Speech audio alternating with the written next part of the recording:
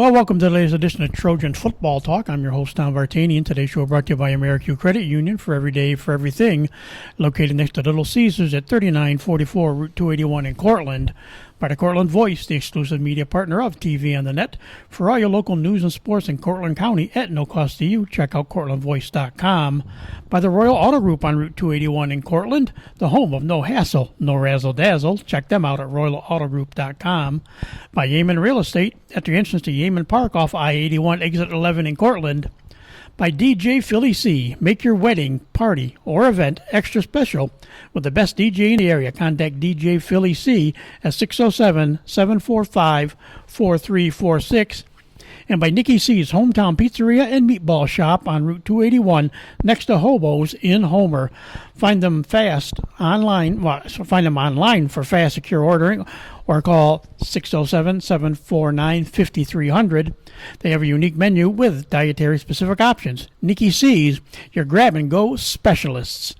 Well, we go back again today. We've had the quarterback of this team from the early days of my getting to know Homer football, and now we go to one of those guys that was one of the wide receivers and played on the line, played tight end, played a little bit of everything back in his days. Of course, now people know him as the SUNY Cortland golf coach, but he had he, as I said, we joked before we started talking that he was one of those guys in these teams, the late 90s and starting into the early 2000s, were the teams that set the table for the three titles that the team got starting in 2005, and we're glad to have him today.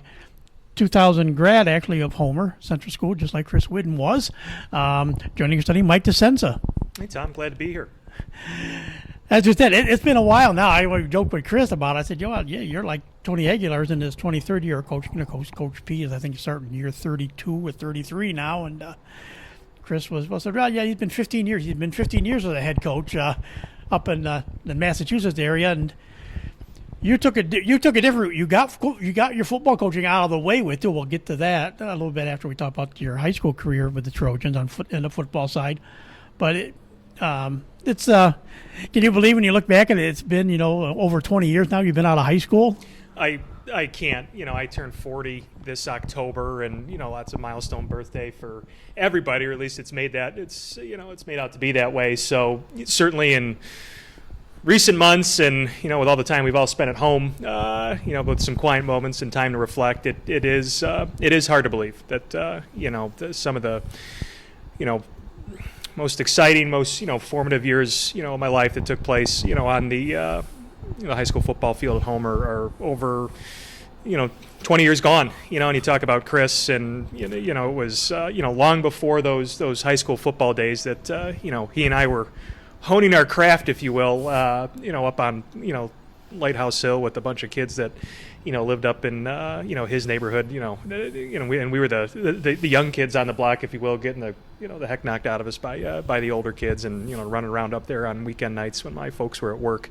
So our relationship goes way back, and certainly Jim and Kathy are like my surrogate parents, and that's kind of what introduced me to football way back, when I got to be friendly with Chris in elementary school, and he was well entrenched into small fry football, and obviously with his father's background in football being such as it is, and after hanging around there for a little while, before he knew it, I had that really heavy cotton royal blue 99 Trojan jersey on, running around over there at Griggs Field on the small fry football field with Chris and Jim, and obviously the culmination of which being our high school football career under Gary. I was going to say, you got your start with one of the recognized programs that's made Homer successful in different sports has been the youth programs, but the small fry football program has been one of those that's been entrenched. And what position did you play back in those small fry days? Oh gosh, I started at corner, which in hindsight obviously wasn't because I was elite in man coverage. It was that's kind of like right field in Little League baseball, and I played someplace in the offensive line, on the offensive side of the ball. But in time, I played tight end and defensive end in small fry, and played similar positions, as I moved on up through modified and then a season at JV, and once I got to the varsity level in 10th grade, it was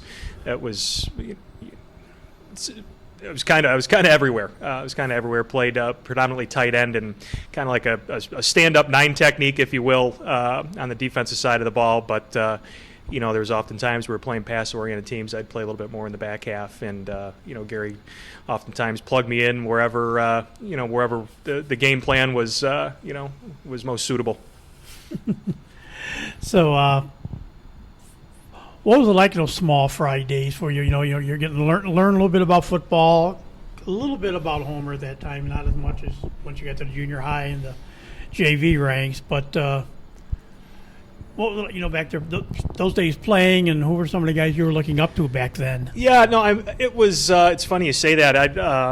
My son is going to be in kindergarten, and just got a district-wide email just a couple nights ago regarding flag football. And gosh, I'm like, wow, I'm starting to think about this sport, this conversation in the context of my 5-year-old, and I don't know. It certainly tackles a long way off, and I'm curious about how he's going to feel about flag. But yeah, it was really kind of one of those. Starting in about 3rd grade, the first time that I really did something, I think, hard. Like I was way out of my comfort zone. Way out of just the humdrum of going to school and doing what you're told and trying to do the right thing and trying to behave. And, it was really looking back, the first time way out of my comfort zone. This is in being uncomfortable and kind of getting over that. And it was, I think like sports, you name the sport, it's just such a wonderful, supplement to the academic experience, the maturation, the maturing, growing up, and just being, it being challenging, uncomfortable. Sometimes you're in pain. We're working really hard. There's ups and downs, and kind of dealing with that for the first time as a young kid is what I would remember. I think you talk about who did you look up to in those days, and at the time Jim was doing the chains at the varsity football games. So as I alluded to a little bit earlier, my folks worked a lot on the weekends running the Green Arch restaurant, and I would spend my Friday and Saturday nights almost exclusively with the Widdens. And inevitably, if the Trojans were home, Chris and I would end up going with Jim.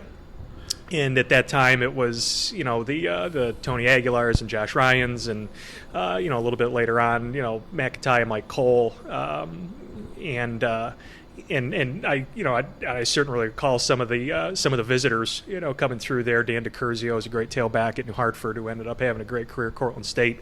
Some of the Corcoran teams that came through, Cecil McCurdy and Cordell Mitchell, who went on to play at Penn State. And at that time, being second, third, fourth, fifth grade, that might as well have been the Buffalo Bills, the New York Giants, and then having the opportunity once a year, having our small fry all-star game under the lights over there, at Butts Field was just, always a real, poignant experience, and one, over 30 years removed, I still think of fondly. And of course, nowadays, I can't remember when I first started with the paper if they were doing it, but I know it's caught on in the later years of having the youth football night, where the youth teams, kids now come over and they're on the goal, the goal line at the back of the end zone, watching the warm ups, and then they form the tunnel and everything when the guys come out and stuff. You didn't have that part of the youth football experience, did you, back in your days? No, we played, as I said, we played an all-star game, so to speak, where it was a week or two after the regular season ended, and it was always right around Halloween, and we'd get to play out under the lights. But shortly thereafter, I didn't have that experience as a young kid, and it was kind of shortly after I graduated from high school. It seems to me that that small fry program really started to become integrated with the with the program at large, and those kids were, learning the playbook and learning the vernacular and and more importantly, kind of learning the culture and expectations. And I think that's no small part why obviously the program has enjoyed the success that it has, over the course of the last 20 years or so. And of course, the next step for you would be moving into the junior high ranks. I know once you're on the varsity team, I don't know if they were there yet. I seem to think that Chris said it was not quite the same two guys, but he eventually became John Baden and Jeff DeBell. But I don't know if they were your junior high. They were. They were your junior high. Well, what was it like with the Long Island connection there? It was once again a lesson in growing up and getting comfortable being uncomfortable. They treat us truly like young men. And we were pushed and held accountable, and and subsequently when you stood up and did the right thing, you were you were applauded, and when you did not, you were admonished. And there was that was I would say small fry was kind of a lesson in doing hard things and doing hard things well, and modified under Coach Baden and Coach DeBell was sort of the graduate level, if you will, in terms of really learning how to be accountable to your teammates and your coaches.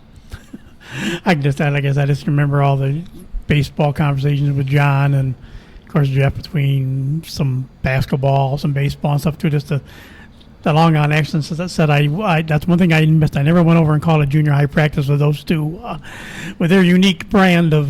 Certainly their Long Island their Long Island accent and the volume. There's never a lack of volume either. But they're two of the greats. I still see them from time to time, and it was a joy playing baseball and basketball for Coach Baden and Coach DeBell as well. Then it, like you said, it was only 1 year for you on the JV squad, and that JV squad had a different look as far as coaches back when you started too. Tom Cottrell was actually the head JV coach, and that guy turned out to be a pretty good lacrosse coach, among other things. Richie Barnes was his assistant back around the time you were coming up. Yeah, no, Coach Cottrell was the head coach and kind of headed up the offense, and Coach Barnes was the assistant and headed up the defense, and that was a real good team. I think we were 7-1 that year, and again, I mean, it was as we advanced in age, being pushed, being held accountable, and really competing, reflecting on maybe a negative performance, and applying wisdom, from a negative performance, and so you apply it to subsequent games, really taking that next step in athletic development. And they were just a riot. Looking back, it's again, you talk about like, oh, I'm almost 40 years old, and you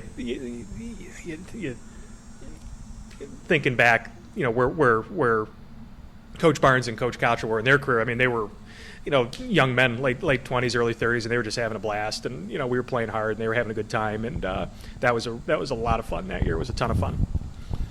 So that was 1997. Of your 3 years of varsity, this was the best record-wise season overall. But like we said, it was kind of, again, into the building the stage. And like I said, these are stats I don't have from those earlier years just because they weren't around, because I didn't start covering the team until 99. But 4-4, but the schedules somewhat look the same, but look a lot different because of just the alignments back then. In the early 90s, I mean, you started out the season with a win against Whitney Point, 15-8, and then it was a 1 point loss to one night at 21-20, and then a 52-0 loss to Casanova, is just Casanova, and we're good. So I mean, so it was a interesting start, and some people you don't see. Well, all of those Whitney Point team you just don't see anymore because they're in Section 4. Yeah.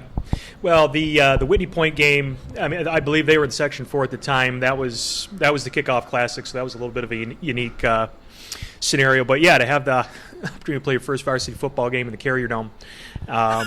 Caught a pass on caught a 2-point conversion pass from Avery Burke in the corner of the end zone late in the game on Y throwback and play I'm sure they still run. Everybody still runs some version of it. Pretty much at all levels. Off the power, and the tight end sort of sneaks out the backside, it was a neat way to kick off the varsity football experience. We were 4-4 that year, as you noted. I think it's it's probably cliche to say. I think we were probably a little better than 4-4 that year. Casanova and Jamesville DeWitt that particular year had just kind of generational type talents, if you will. Tailback for Casanova, his name Elliot Ivey, went on to play 4 years at Wake Forest. They had a defensive lineman by the name of Amos Hall, offensive defensive lineman by the name of Amos Hall that played at Maine, went on to have a great career at Maine, and then obviously, a complement of really other talented players. Jamesville DeWitt that year had two bona fide Division 1A at the time football players, and Donis Kinsey, who went to SU and then later UMass, and then Mike Lambert, who played all 4 years as a defensive back at University of Buffalo. So there was a lot of talent in our division that year, and obviously with the exceptions of those two games, we had we were competitive in all of them, and that was a talented group. We had some real good players. We had some good senior leadership that year: Avery Burke, Brian Bacon, Aaron Weber. Just to kind of name a few, Joe Siemens, and that was that was a good team. That was a good team for sure. And of course, the next week, of course, got back on a winning track, two more wins down South Jefferson, 28-10, and then a 37-17 win over Chittenango. Then, like you said, GD had a very good team. They posted a 55-20 win over you guys. But then you closed out, at least the league part of the season with one of your two or 3 years. You got Cortland. You beat Cortland this one in the not a defensive struggle at all, 42-34. What do you remember about your first home court game? That was, some nerves for sure. Having obviously, attended that game as a young kid, and it was. I remember it being special. I remember it being hotly contested. Obviously it was a shootout. Mark Ferrito was running the offense at the time, and he had a real unique game plan going in that, where we moved. We moved some guys around, did some unique things, and we kind of exchanged scores early and often, and just did enough to hold them off. And so, like I said, then you close out the season again with another Section 4 team that has been falling on hard times more recently. They had a couple good teams when I covered them in the mid '80s. They were kind of hanging around, hanging in there in some games, and of course they've had some good players like Tim Moresco that came out of the school there, but. Lost the season finale day. It's like a 40-19. I vividly so we missed the playoffs at 4-3, just barely, and I can remember, Coach P sharing with us that we were having a hard time finding, a crossover game in Section 3. In fact, I believe that, and I may be remiss, but I'm relatively certain that the JV team that particular week played Onondaga when they had just started football. I don't think Onondaga had a varsity football team quite yet, and so you had to scurry to find a game for the JV, and it was in some ways a last minute thing, but it was other than the final score, it was a neat experience to go play under the lights at Shokoff Field. And I can remember it being, relatively tight early on. Avery Burke returned a kickoff for a touchdown that was called back. That was kind of like a linchpin moment in late in the first half that we never really overcame. But I look back on that season, it didn't feel like 4-4. I think that was a pretty good team, and exciting start to my varsity football career. And Coach, you mentioned some of the seniors on the team. You were like you said, you were one of the sophomores, and it was interesting. 4 sophomores that year. There was you, Kelly Green came along as a sophomore, and was even though he wasn't decent size, but played some defensive line, was a running back. I remember Kelly from that.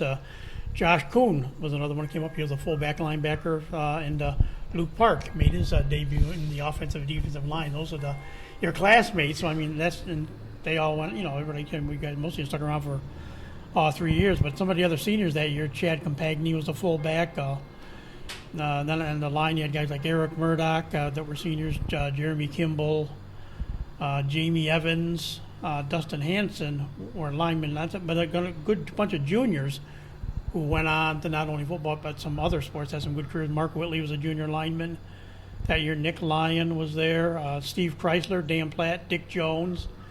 There's some.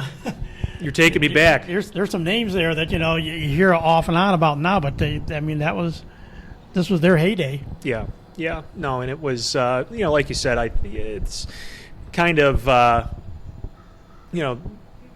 setting the table, if you will, and no credit to certainly present company. I mean, obviously the main table setter, Gary at that time had kind of, really, his culture and his values had really become, entrenched in the program, and the success, it's looking back in hindsight, the success that they've had in more recent years over the past, decade and a half, you can see. It was founded in those those values and the culture that Gary installed at that time. Of course, then we go to 1998, and it was a rough season. But this, again, like you say, it was a 2-6 season. But there's some games here you could have won. You lost the opener to VVS 27-24, then came back with a 24-14 win over Holland Patton, and a couple non-league games to get the season started. Yeah, I remember the VVS opener was the rare occasion. In fact, the only occasion, at least in my experience, that we played on a Saturday afternoon. And it was really, really hot, and it was a great football game. And I can remember it was funny. I was on the defensive side of the ball. He was quarterback, kind of getting into it a time or two with a guy named Britt Davis from VVS, who 24 months later was my teammate at Siena. We got to be friendly. But that was a real good ball game. We take the long road trip to Holland Patton and play. The preceding Saturday, and had a nice win up there, and then it was a tough year. 2-6, 2-6 was a tough year. CBA dropped down into our division that year, and obviously was having a ton of success as they continued to for the next decade or so. And obviously, Cortland was very good that year, and unfortunately, my season that year culminated at the Cavs game, which was a battle of attrition, 6-0 in the rain at then PNC Park. But I suffered a back injury that game, and that was a wrap on my junior campaign, unfortunately. So again, CBA a 46-8 win. Portland, of course, got revenge from the year before, 35-13 over Homer. Then after the Cavs game, three more games, and of course only one more win. The win over South Jeff, 26-8, and then close it out losing to JD 36-3 and 24-0 loss to Jordan Elbridge, who actually was in one of their little rises at that time as well. Yeah. No, that a trying season for sure. Obviously, not the results that we wanted. Not personally having the opportunity to play the last three games. I recall. I didn't even have the moniker of backup quarterback. I wasn't that good. I think it was emergency quarterback, and Chris went down during the Cortland game with a concussion, and being thrust into the quarterback role in that game, and my very, very limited ability to run the full complement of the offense. And then the Cavs game, it was kind of a fluky play. I was the punter, and punted the ball down the field. The returner kind of breaks loose, and I sort of run him down from behind. At the time, it wasn't a penalty. It would be now, when I sort of horse collar him and drag him to the ground. And I vividly remember, two knees, which may or may not have belonged to Phil Cahey, landing in the middle of my back, obviously completely incidental. And it, at the time of impact, it wasn't by any means excruciating, but the moment, I stand up and burning down both my legs, and PJ Weatherall, I can remember like it was yesterday, standing over me, kind of like, oh my gosh, and waving the staff on, and once again, the witness to the rescue. Kathy loaded me in the back of the Astro van and brought me to the emergency room, and fortunately the diagnosis was not as severe as maybe it seemed at the time of the injury. I broke 2 bones called transverse process in my back, and there was nothing really to do but sit and let it heal, and which it did over the course of the preceding month to month and a half. But it was kind of my first foray, if you will, into coaching. I spent a couple of the last couple games upstairs with Coach Barnes, who was up in the booth, and kind of charting plays and tendencies and things like that. And but by no means how you want to finish your junior football in high school by any means. Yeah, that was the first year that Tom Cochran moved up to the varsity ranks, and of course Jim Whidden came off the sidelines and was a volunteer assistant because just happened to be Chris was playing on the team now, so that he became a volunteer assistant coach. Then Richie became the head coach, and John Durkee made his appearance as a JV coach that year. So it was a little bit of a changing of the guard there. And the JV coaches from then on always seem to change, but that's kind of where the varsity triumvirate started in '98, and they're still together now. The continuity is really remarkable, and that's a testament to Gary's leadership, Tom and Jim's, loyalty, and really everybody's pride collectively, in the program. It's that's a big part of the success that they have had, without a doubt. Anytime you have continuity with your staff like that, the kids know what to expect, and obviously leadership's really strong. And of the 3, the one I kind of thought maybe would eventually would have departed by now, because Chris came through and his daughter Rachel's graduated, and of course the younger brother Mike had has graduated too. So I kind of thought Jim maybe, because I know he took time to go to Springfield to watch Chris play, and then he's gone. It's tough for him to get to Massachusetts to watch Chris coach because they're playing pretty much the same time of year, but so they talk all the time. I kind of figured he'd be out, but like you say, we're 20 years removed from this group, and he's still on the sidelines. It gets into your blood, so to speak, and I know that sounds cliche, but it's when it's a passion, it's something you love, and you do it as well as Jim does, you're as special in terms of forming relationships with young men as Jim is. I would imagine it's. I know that it's hard for him to step away. He's being as special at it as he is. And of course, we talked more of your junior class came up that year. We said Chris Whidden was on that group. Mike Tuckey came up as a running back. Phil K. You mentioned. Abdul Bell was a wide receiver, defensive back. Kelly Green back for a second year. Lauren Lansdowne makes an appearance. Yep. Finally, Lauren turned out to have a nice football career. Johnny Tinker was another junior, came up. Josh Kuhn back for his second season. That year, also Tanner Cahey, one of the juniors. Dan Dovey, Zach Poland. Dick Jones back for a senior year. Dan Platt back for a senior year. Steve Chrysler's back for a senior year, but Steve Van Patten joins the team. Another couple of interesting sophomores this time is too. Again, one became a very good lineman, Pat Riley on the line side, and on the linebacker, running back side, some sophomore called Jake Plunkett. Well, it was readily apparent early on just what type of career Jake would have. He was a physical presence.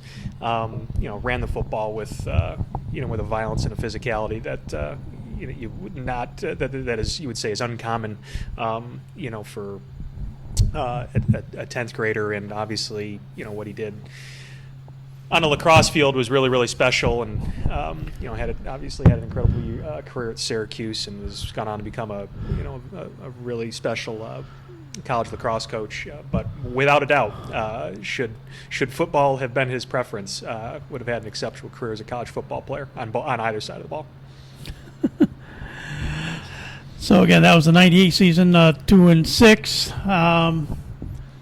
Next year, another year that a number of closer games could have definitely improved on a 5-3 season. Of course, B Central was again back in those days was a lot different. But again, this always seemed to be the time when it was Holly Patton was always near the beginning of the schedule, and this was the home opener and a 28-0 win there.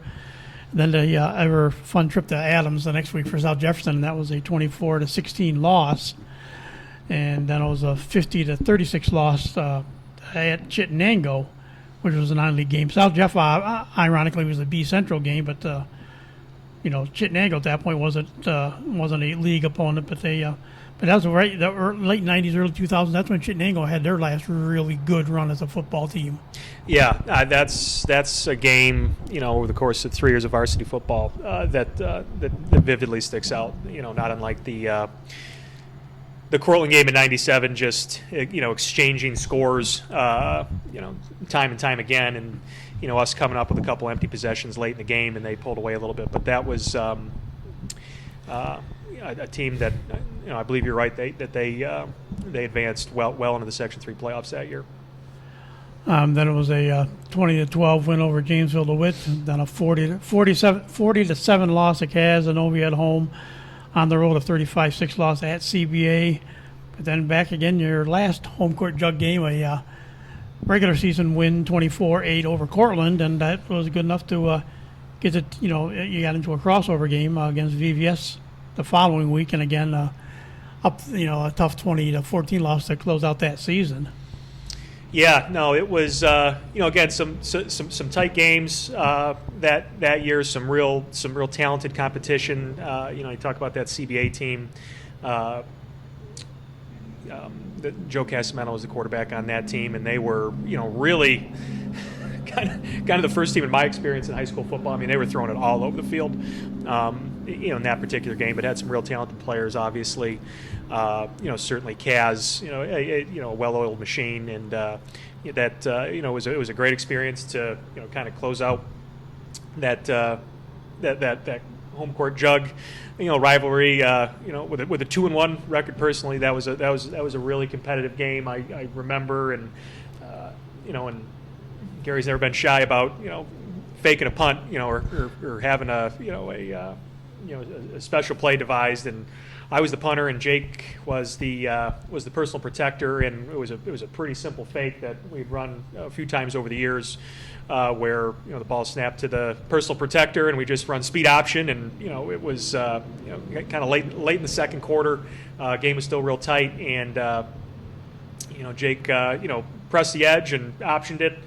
Just at the right time, we picked up a first down, went down the field, ended up scoring, and taking the lead going into halftime. And it was, special to get the upper hand one last time in the rivalry game. And I can remember it was, I want to say the following day, I was actually at Jake's house when Coach Pete called the house and let us know that we were going to head out to VVS that following Saturday. And it was a cold, rainy Saturday. It was muddy. It was nasty, and leading up to, I'm not overly what's the word I'm looking for? I'm not overly emotional or romantic when it comes to such things. So the fact that my career was coming to an end was never really kind of in my mind that week. But I do remember when we were done.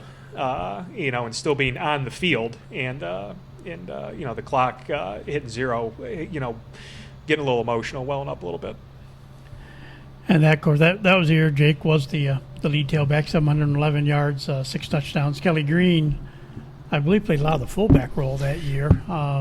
He had 325 yards and 4 touchdowns. Mike Tuckey, another one of your senior classmates, that ran for 171 yards that year. Sean Mack really got pressed into service as a quarterback. He became the quarterback, and not that the ball was thrown much, 86 throws the whole year by him and Chris combined, and Jake had a couple option passes in there to boot. But I remember that was the year Chris kind of got hurt, and Sean all of a sudden became the starting quarterback, and kind of had to guide you guys quite a bit of the season. Yeah, Chris, that was kind of the beginning of a tumultuous relationship between Chris and his knees, I guess you say. And Sean transferred into Homer around junior high. He and I had become friendly in time and remained so to this day. And a really talented athlete, had a really good arm. Had a really a high level of comfort with the offense. He obviously invested a lot of repetitions into it. at the modified and JV level. So, when he was pressed into service, he was more than capable, and obviously went on to have a nice career himself. As far as the receiving end, you were the leading receiver that year from the tight end position. 9 catches, 124 yards. Ironically, Lee Underwood had 3 catches and 2 of them for touchdowns, and those are the only 2 touchdowns all season long. He had 3 catches for 47 yards. Jamie Reese had 3 catches. Tanner Cahey had 3 catches. Aaron Lefevre had a couple, and Jake and Kelly Green also, big play, reception. big play. Lee Underwood.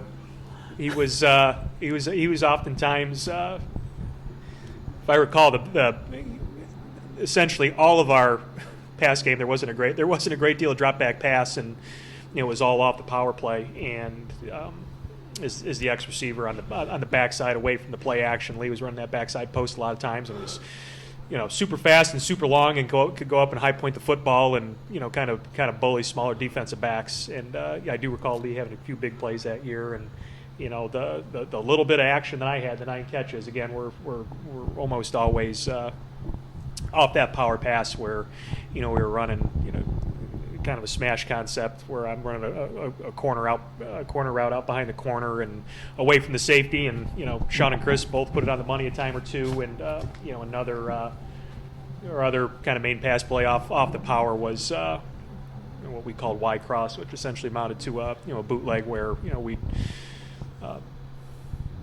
where I drag back across from the play action, and the quarterback sort of dump it in my lap, and more times than not, everybody's running one way, and I was running out the back door and had a few nice plays.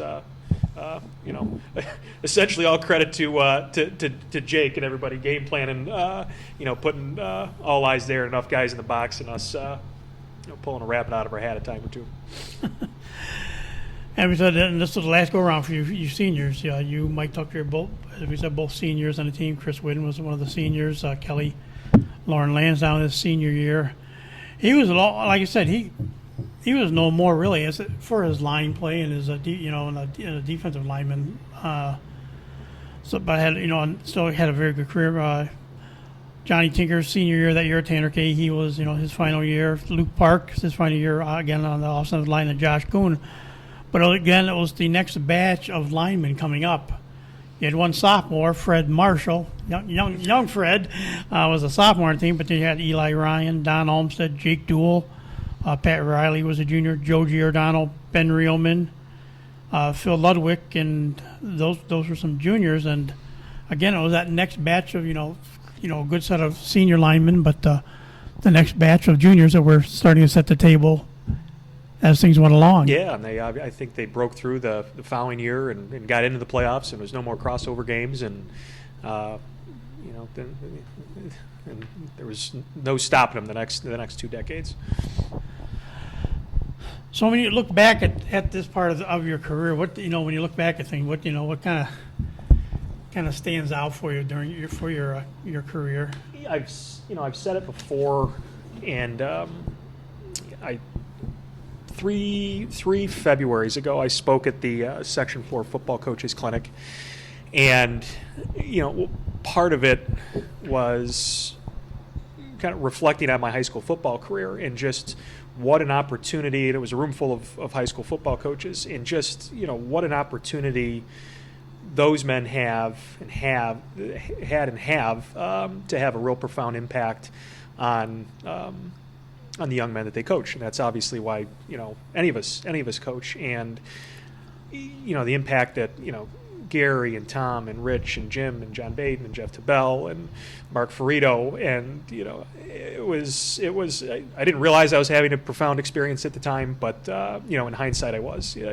We started the conversation with going all the way back to small fry, doing something really hard for the first time, being uncomfortable for the first time, and pushing through it with the encouragement of other adults, and then really being held accountable. It was all of those lessons and all of those values that were instilled by those gentlemen that I find myself in my career now as a coach, in my being a husband, being a father, really applying those values every single day, or trying to. So we didn't win a ton of games, on the field, but the lessons learned, going all the way back to third grade, fourth grade, were profound. I'm grateful for them, and it's sort of I know it's on the surface, it's sort of a provincial way of thinking, but it was no small part in why our family finally settled in this community. And of course, you didn't have a bad defensive year. We talked more about kind of a little bit about the offensive, but the defensive side, this was a good year. I mean, ironically, the team only had 4 interceptions, but you had one of the 4s. You, Aaron Lefevre, Chris, and Whidden, and Sean Mack. And you tied for the team lead in fumble recoveries, had 12 for the year. You and Jake Plunkett each had 3 of those. Then Pat Riley and Johnny Tinker each had a couple. Josh Kuhn and Don Olmsted in there. And you led the team in quarterback sacks with 6.5 out of 22 sacks that year.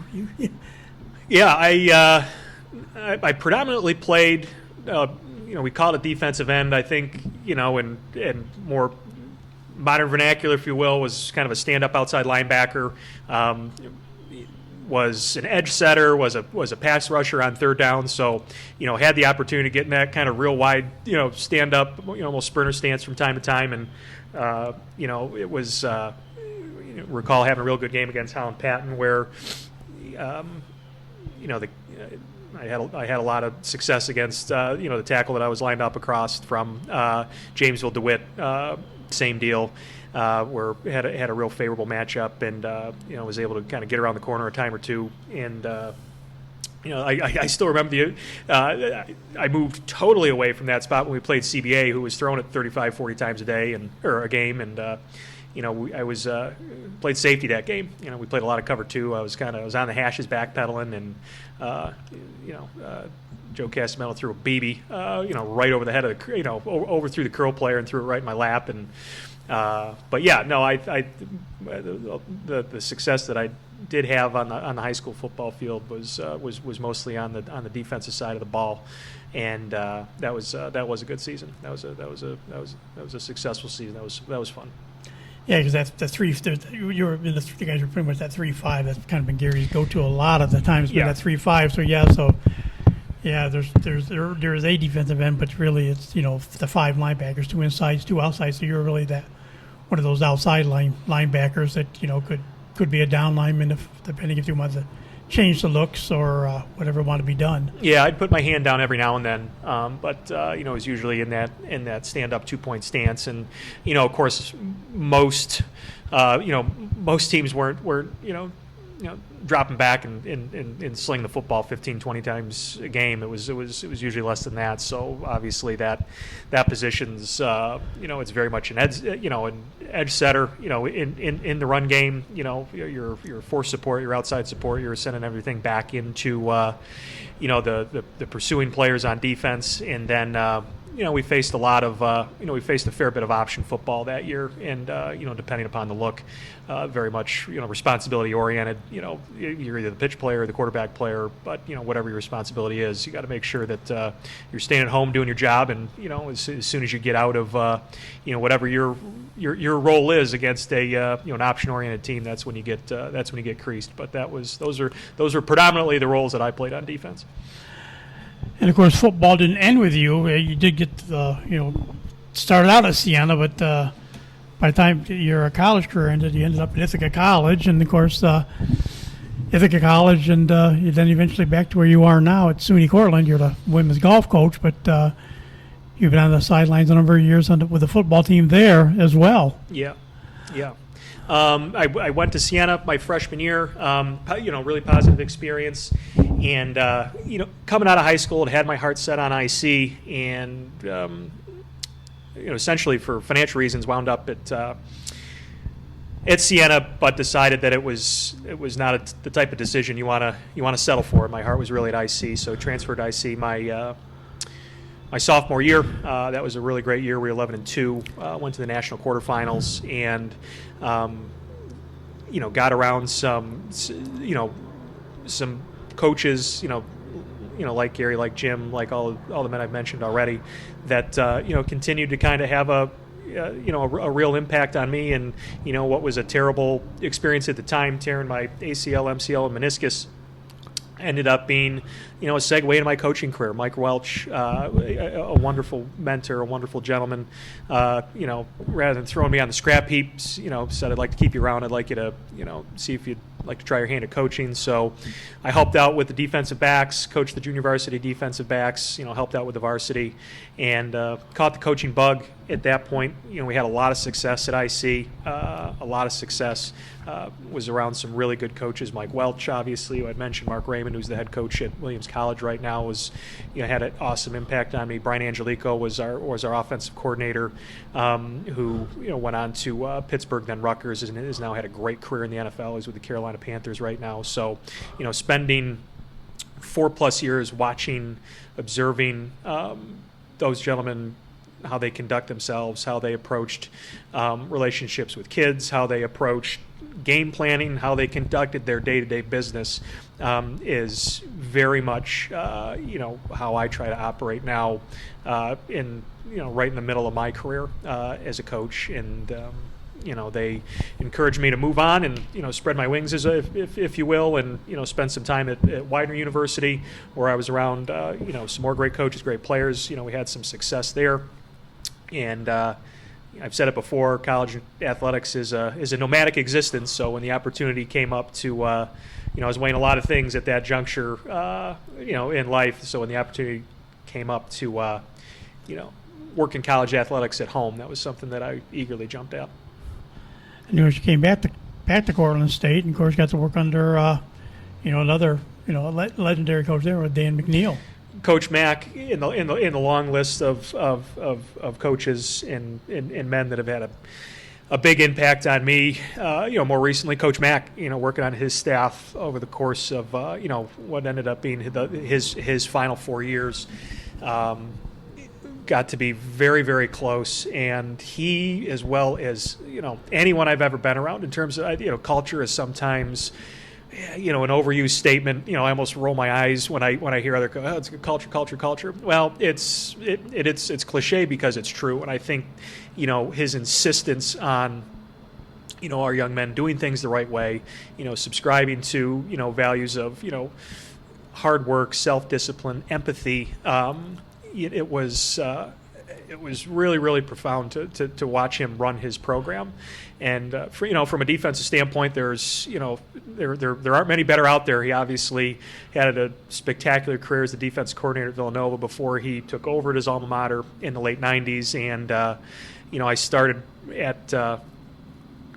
on his staff as the corners coach and this assistant special team, or the co-special teams coordinator, and then the opportunity to take over the defense came up the following season, and he had enough trust in me to move into that role as defensive coordinator. And I would say, looking back, there were some growing pains that first year, but with his mentorship, I was able to overcome that. And in 18 and 19, we put a real good product on the field that I'm proud of to this day. And he was. He was a big part of kind of holding my hand in the beginning, and then sort of letting me go, and kind of interjecting with mentorship and leadership all the time. Were you there during the Dan Pitcher era when he kind of came back? And I was actually in athletic administration at the time at Cortland when Dan was playing. And a funny story regarding Dan, I was responsible. I had just taken over athletic compliance, and Dan was we were right in the midst of working on getting a medical hardship waiver for Dan, who had exhausted the 10 semesters allowed to play college athletics. And through a series of injuries, we felt like we had grounds for waiver for Dan, and Dan was working as a graduate assistant in the athletics office at the time. So, with the assistance of the previous athletics compliance officer, we had put together this very cumbersome waiver for Dan. This is when such things were still, exclusively hard copies, and you faxed the document to the NCAA. So this was north of 100 pages, and it just so happened Dan was the grad assistant who was responsible for doing such painful things. So I've got the waiver ready to go. It's airtight. I've edited it time and time again, and I handed it to Dan. I said, "All right, buddy, here you go. Fax that thing out of here, and we'll hope for the best." And he walked down to my office the next day and with a series of his own edits. And I'm like, well, son of a gun, that's, okay, I do need to clean this up a little bit more. So an early glimpse into just how uniquely special he would be. No surprise that, he's doing incredible things, with the Cincinnati Bengals right now, and I'm sure many incredible things to come in the future. You've been on, just ironically, as far as being a hometown, Homer kid. You've been on both sides of the two rivalries that drive Cortland and Homer on the high school side, and Cortland and Ithaca on the college side. So what was it like? One time, like you said, you're learning you went through the home court jug. What was it like? Your experiences with the Cortica jug? When I was at Ithaca. It was exciting. I was real young. I was a student, and then I was just out of college. So, it was exciting. I think too often, or perhaps at the time, maybe less so now. That rivalry, people thought on the surface was defined by just like this visceral disdain for one another, and I'd never really felt that way. It was exciting. It was energizing. Sure, there was some, really, tense moments. It's not to say that it was, intramurals by any means, but it was always really exciting. And then later on, on the Cortland side of it, some years later, and perhaps a lot more, responsibility. It was always it was more tense. I would tell you that in the latter part, or the more recent years, in the latter part of my football coaching career, certainly sitting in the seat as defensive coordinator, it was a lot more tense. That first year, 2016, which ultimately was Coach Welch's last season, there was certainly some mixed emotions. He being so special to me, and we came out on top, and I was glad to do so. But you want for somebody like that to go out on top. So there were, I was pleased to win that. Pleased that we got the W that day, but at the same time, some mixed emotions, and then. In the preceding 3 years, Coach Swanstrom has done a really remarkable job. His offensive acumen is second to none, and building a defense and a game plan to go up against their dynamic offense was a challenge, but a challenge readily accepted, and a couple real good ball games in 18 and then 19 down in MetLife, and that. You want the stakes to be high, and if you're feeling that kind of pressure, that's a good thing, because that means the stakes are high, and once the ball was kicked, though, it was always a lot more fun than it was tense. So yeah, Section 3, obviously the goal is always get to the Carrier Dome for the sectional final, and then if you're lucky enough, you get back there for a state final.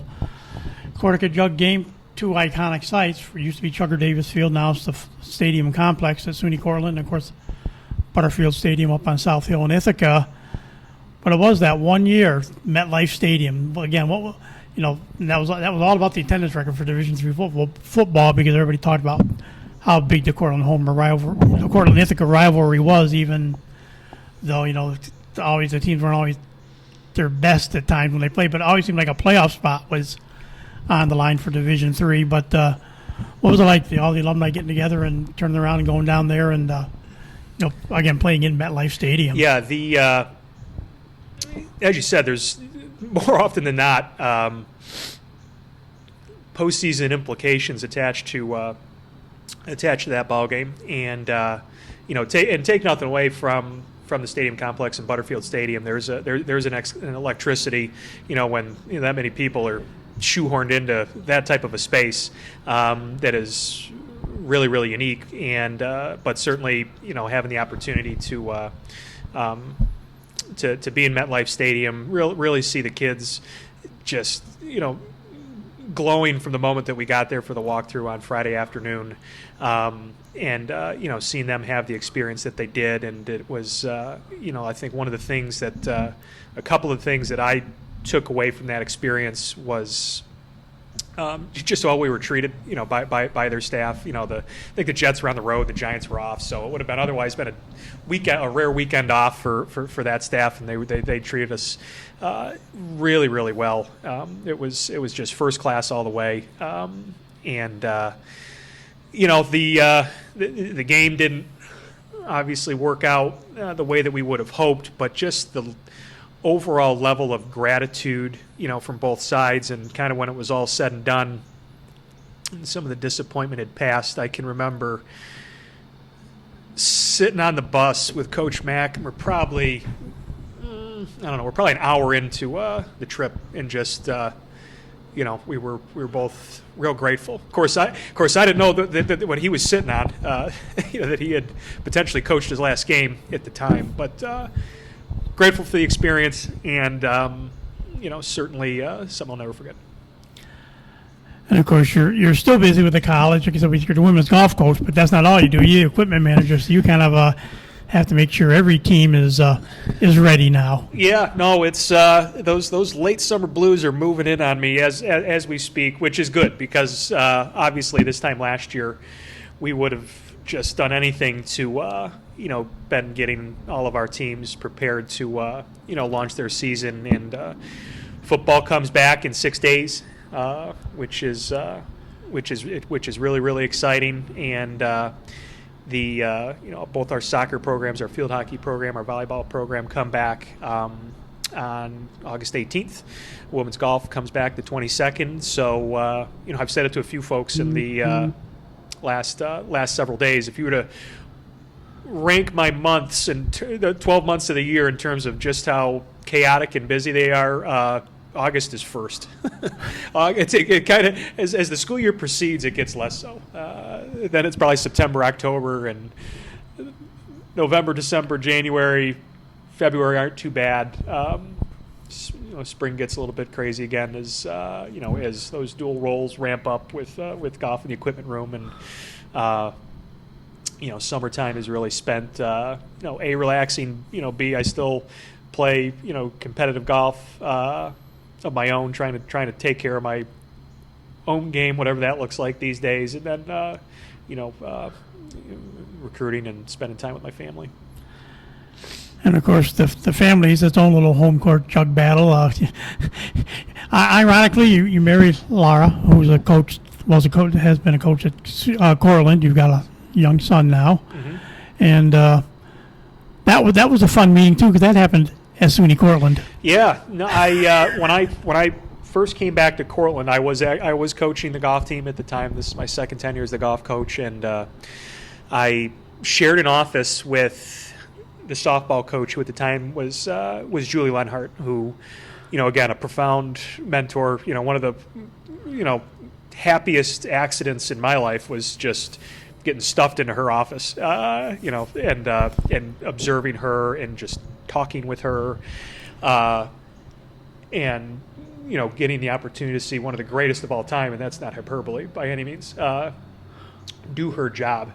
And but I guess the happiest of accidents was her volunteer assistant coach at the time, my now wife, and she introduced us, and very shortly thereafter she got a job at Cortland High School, and it's hard to believe we just celebrated our 9th wedding anniversary last Wednesday, and since my son, who will be 6 in December, has joined us, and it's having my parents in town, and very eager grandparents, and I've mentioned so many of the coaches that have had a profound impact on my life. Certainly my folks, supersede all those, just what they sacrificed for our family, and frankly continue to sacrifice in terms of their time. But running a small business in town, and just the epitome of selfless, I think you would say, would be how I describe my folks, and certainly selfless in terms of their eagerness to spend all of their free time in retirement with not only their my son, but my sister lives in town, and her nieces too. So they are eager grandparents, and we wouldn't have it any other way. Well, we encourage you to listen. Mike was one of our April TV on the Net podcast. We did that right around the golf season and introduced the world to his ace golfer that year, Daniel Bambola, and we appreciated that time. But we talked to Mike about a lot of the rest of his his career and some of that stuff. So we encourage you to go back if you haven't listened to that. Listen to that. But we want to thank you to take today to talk to us and really kind of pretty much just go back down football memory lane with us. Yeah, no, I appreciate it. That was fun. It was fun to recall some of those games, recall some of those names, recall a lot of those relationships. Still in touch with most of, if all of, the coaches that you had mentioned, and I'm grateful for that. And certainly a lot of the young men, then young adults, now middle-aged, middle-agers, that you mentioned, and it's just been such a treat to observe what the program has become under Gary, and obviously will continue to become, and just how entrenched it is in this community, just how much pride people take in it. So best of luck to the 2021 edition of the Trojans, and it's going to be exciting to finally be in the stands once again on a Friday night. And with that said, that'll do it for this edition of Trojans Football Talk. Today's show brought to you by American Credit Union, for every day, for everything. Located next to Little Caesars at 3944 Route 281 in Cortland. By the Cortland Voice, the exclusive media partner of Trojans Football Talk. For all your local news and sports in Cortland County at no cost to you, check out CortlandVoice.com. By the Royal Auto Group on Route 281 in Cortland, the home of no hassle, no razzle-dazzle. Check them out at RoyalAutoGroup.com. By Yeaman Real Estate at the entrance to Yeaman Park off I-81, exit 11 in Cortland. By DJ Philly C. Make your wedding, party, or event extra special with the best DJ in the area. Contact DJ Philly C at 607-745-4346. And Nikki C's Hometown Pizzeria and Meatball Shop on Route 281 next to Hobo's in Homer. Find them online for fast, secure ordering, or call 607-749-5300. They have a unique menu with dietary-specific options. Nikki C's, your grab-and-go specialist. I'll get better with them. It's only the second time I've had to do them so far since they've joined us these next few months. We appreciate them joining us. So for my guest, Mike Discenza, and yours truly, Tom Vartanian, thanks for listening, and we'll talk to you again soon.